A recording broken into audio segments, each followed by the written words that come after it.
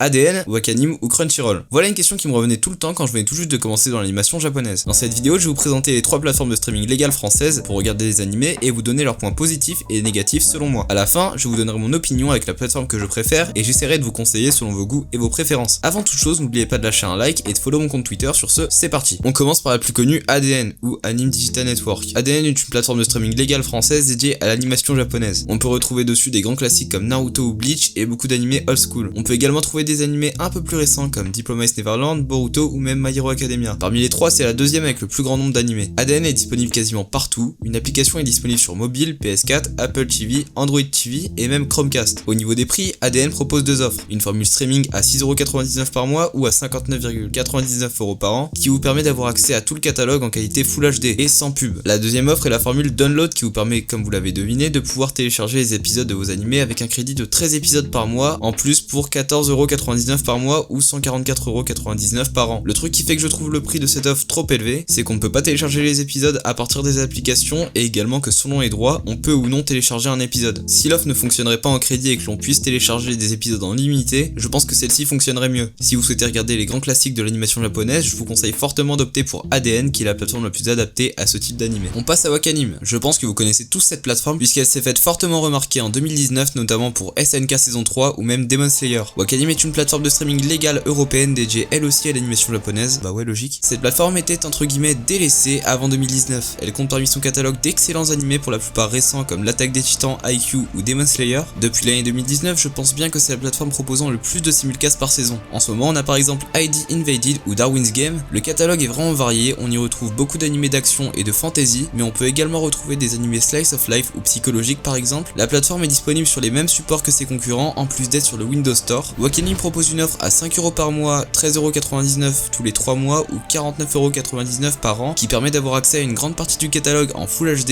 et sans pub avec une période d'essai gratuite de 14 jours. De très rares animés sont payants, mais ça reste quand même dommage puisqu'ils sont tout de même intéressants. Si vous souhaitez regarder le meilleur des animés récents, je vous conseille fortement Wakanim. Enfin, on a Crunchyroll. Crunchyroll a vu le jour aux États-Unis. Parmi les 3, c'est la seule plateforme diffusant des animés à l'international. Je trouve également que c'est la plus équilibrée des 3 niveau diversité de catalogue. Dessus, on y retrouve pour la majorité d'excellents slice of life, mais on trouve aussi de bons shonen neketsu comme on aime tels que Black Clover ou même récemment Dr. Stone. On retrouve aussi le meilleur isekai de l'univers qu'est The Rising of the Shield Hero. Le gros problème de la plateforme est qu'elle ne propose pas les mêmes animés partout en fonction des droits, ce qui fait qu'on peut trouver en tapant dans la barre de recherche de Crunchyroll par exemple One Piece, mais ces vidéos ne sont pas disponibles dans votre région. Je vous laisse imaginer la frustration après ça. Mais récemment, la plateforme est devenue ambassadrice principale du groupe Viz Media Europe, c'est-à-dire le groupe qui représente 50% du catalogue d'ADN, donc